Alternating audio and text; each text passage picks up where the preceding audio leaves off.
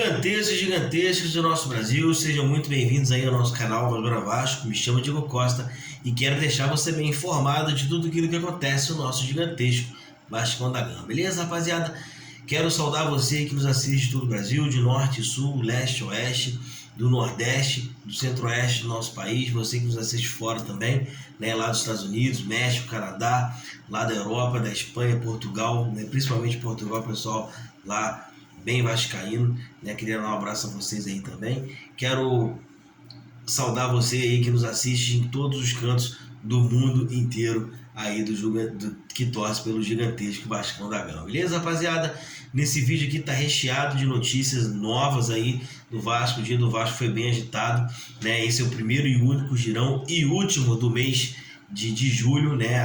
Amanhã já começa agosto e mês de aniversário do Vasco. E eu já peço para você aí deixar o like aí, que ajuda a gente bastante, se inscreva no canal, né? E vamos embora as notícias aí, que é o que nos interessa aí, como sempre, né, rapaziada? Antes de começar, eu quero falar para você o seguinte: Óticas Calbi se concentra aqui em Resende, na Avenida General Fonseca, número 90. Então você pode correr lá, você que é de Resende, pode correr lá e correr atrás do teu óculos, né, que ela é bem parceira do nosso canal. Beleza, rapaziada? Então vamos lá, agora é a Vera, vamos direto às notícias.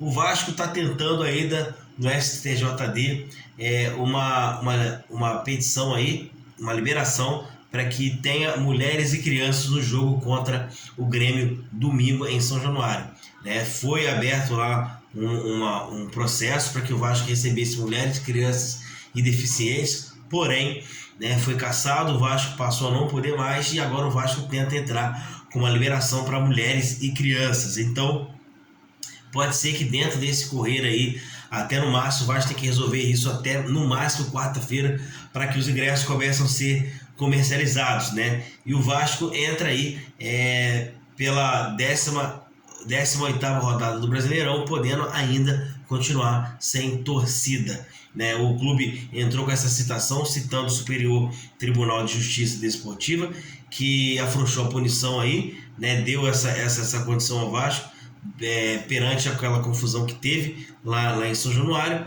né? E isso entrou em vigor, o Vasco já cumpriu aí todos os jogos, né? E agora pode ser que tenha sim torcida aí contra o Grêmio, mas ainda não se sabe se vai ser só mulheres e crianças ou mulheres e crianças deficientes, ou se o STJD vai ainda brecar o retorno da torcida do Vasco nos estádios. Para o Vasco é tudo muito complicado, tudo muito tumultuado, né? Eu não vou ficar surpreso se manterem a decisão, de verdade eu não vou ficar surpreso, porque quando é pra gente é sempre assim, é sempre mais rígido, né? Mas vamos torcer para o Vasco recuperar com ou sem torcida. Eu sei que com a gente é muito mais fácil, com o torcedor do Vasco é muito mais fácil a gente chegar lá. Nós podemos chegar lá muito mais rápido, muito mais empolgado com a torcida do lado, mas a gente sabe que a torcida é importante, porém a gente sabe também que a decisão contra o Vasco é sempre mais pesada. Beleza, galera? Passando aqui agora para a próxima notícia, as chances de rebaixamento do Vasco para esse ano, rapaziada, é de assustar isso que está acontecendo com o Vasco, né? Mas gira em torno de 84% e 92% a chance de rebaixamento do Vasco esse ano. É uma palhaçada o que os caras estão fazendo com o Vasco. Como eu disse ontem no vídeo passado, o Vasco precisa aí desses 22 jogos que faltam, precisa de 12 vitórias. É praticamente possível, realmente. É praticamente possível, porque um time que não ganhou 2 em 16, né, é muito difícil o Vasco reverter essa situação. Mas a gente, como vascaíno, que ama o Vasco, que ama de paixão esse clube, vai continuar apoiando e sempre acreditando na virada do Vasco. A probabilidade do Vasco está aqui, né, no chance de gol, né, que foi um dos sites especializados que forneceram esses dados.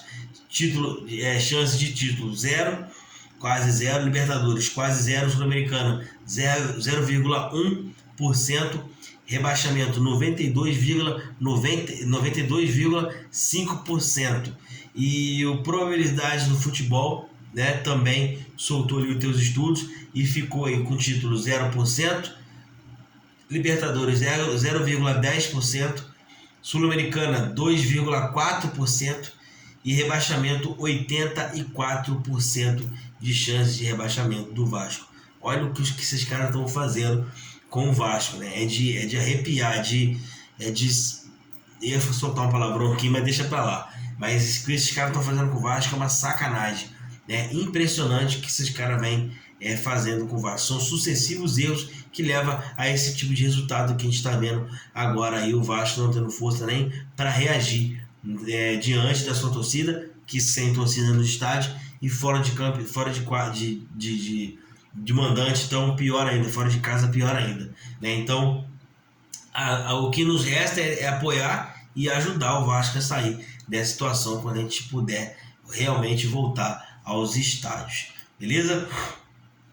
O Vasco se acertou com o River Plate sobre Robert Rojas, né? O Vasco já tem ali tudo encaminhado com o River Plate. O atleta também quer vir ao Vasco, pode estar viajando para o Vasco nas próximas horas. E o próprio River Plate já anda ali com a documentação tentando arrumar o mais rápido possível, porque o Vasco tem até quarta-feira para estar inscrevendo os jogadores que vêm de fora do Brasil, que estão em atividade, que tem clube, que tem contrato vigente, e o Vasco tem aí até quarta-feira para poder conseguir inscrever esses jogadores. Da última vez que o Vasco trouxe jogadores de fora, como o Orediano e também o Manuel Capasso, demoraram semanas, já no Rio treinando, demorou semanas para que eles pudessem voltar a jogar, né, futebol. Contudo, por conta de um documento da AFA, né? Porque lá na Argentina existe vários dólares, né? Distintos dólares, a moeda dólar tem distintas coisas lá poder serem feitas. A AFA trabalha com uma espécie de dólar só, se não me engano, o dólar americano, e com isso dificulta um pouco mais esse tipo de transação, né? E com isso o River Plate está correndo ali tentando ajudar o Vasco a ter o Robert Rojas na sua equipe, né? Tá tentando, pressionando ali a AFA para que a AFA consiga enviar esses documentos o quanto antes possível para que o Vasco consiga inscrever o jogador, né? Eu acho muita bizonhice do Paulo Brax deixar tudo para a última hora, né? A gente tem 3 dias para fechar a janela, 3 não, né? 1,5, 2,5 quer dizer, né? Tem esse restinho de hoje, amanhã e quarta para encerrar a janela, e isso não está resolvido, né? Como o camisa 10 também não está resolvido, como mais alguns meias que podem ajudar não está resolvido, como o zagueiro não está resolvido, enfim, não tem nada resolvido, né? É impressionante a lentidão do Paulo Brax nesse tipo de coisa, como que ele conduz o Vasco nessa situação de crise. É impressionante como ele faz as coisas aí tudo errado, né? Falando nele, né, Paulo Brax deve viajar entre terça e quarta-feira até Madrid para poder convencer Diego Costa a vir a jogar no Vasco. Eu particularmente acho besteira ele gastar essa grana para poder ir lá nesse momento. O Diego Costa é um jogador que não tem contrato com ninguém, ele pode ser inscrito até setembro, né? Então, assim, porque ele não tem contrato, eu acho que o Paulo Brax precisa sim focar aqui primeiro, resolver o problema aqui primeiro, até porque a gente não tem um 10, a gente não tem lateral esquerdo, direito ainda. Chegou um menino agora que não foi nem inscrito no bid ainda, a gente não tem o Rojas ainda não chegou. Enfim, a gente está cheio de pendência aqui. O cara quer viajar para Madrid para tentar contratar um jogador que pode ser inscrito até setembro, porque ele está sem clube, ele tem contrato com ninguém, então ele pode vir e atuar no Brasil sem problema nenhum. Ele pode ser inscrito até setembro. Aí eu te pergunto, para que ele vai fazer essa viagem agora? Por que ele não fica até o último dia da janela aqui para tentar fechar isso tudo, né? É impressionante como ele trata o Vasco, ele pensa de uma maneira toda errada, ele corre todo errado. É impressionante como o Paulo Brax consegue fazer esse tipo de coisa com o torcedor do Vasco, né? Mas o fato é que ele vai tentar ir até Madrid para poder conversar com o Diego Costa, porque ele acredita que conversando com o atleta pessoalmente, mostrando o projeto pessoalmente e conversando ali olho a olho com o atleta, ele consegue convencer o Diego Costa a vir para o Vasco. A a família do jogador mudou de ideia, não quer voltar mais para o Brasil, né? Isso está dificultando a negociação e por isso o Paulo Brax quer ir lá e tentar resolver olho a olho lá com o atleta.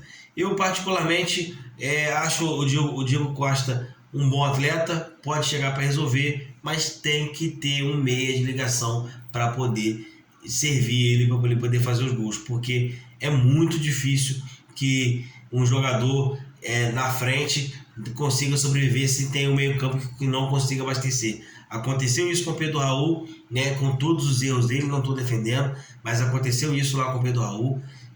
No jogo contra o Corinthians, a bola já começou a chegar um pouco mais, o Sebastião quase marcou, né, o Peck conseguiu fazer ali a jogada, o Orediano fez a jogada para o Peck quando o Peck conseguiu fazer. Enfim, tudo isso a gente está vendo, mas a gente precisa de um jogador que faça esse meio campo ali, que a bola chegue no Diego Costa ou em qualquer outro atacante que esteja jogando ali na frente do Vasco, né?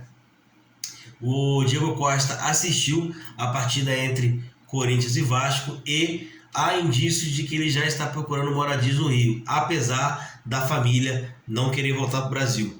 É por isso que o Paulo Brax vai tentar ir até a Espanha para poder conseguir convencer não só o Diego, mas como a família toda a vir junto com ele nessa empreitada aqui no Vasco. Eu particularmente acho que a gente pode conseguir a contratação do Diego Costa, mas ainda continuo pensando que a gente precisa dessa tal cereja do bolo que nunca aparece, que nunca sabe quem é. Todo mundo fala que tá vindo, mas não tá vindo droga nenhuma, não aparece. Então é muito difícil que as coisas comecem a andar se não tem ninguém para poder servir os nossos atacantes. Paulinho e Praxedes foram bem, teve ali as suas estreias, gostei dos dois, apesar do pênalti do Paulinho, que ele foi infantil, eu gostei dos dois, mas a gente precisa de um cara que tenha mais casca, mais personalidade, um cara cascudo que consiga vir para resolver o problema do Vasco. Beleza, rapaziada? Eu vou ficando por aqui. Peço para você deixar o like aí, que ajuda bastante. Se inscreva no canal e também divulgue esse vídeo nos grupos de WhatsApp que vocês conhecem. Beleza, rapaziada? Boa semana de trabalho a todos aí. Que Deus abençoe. Tamo junto. Valeu!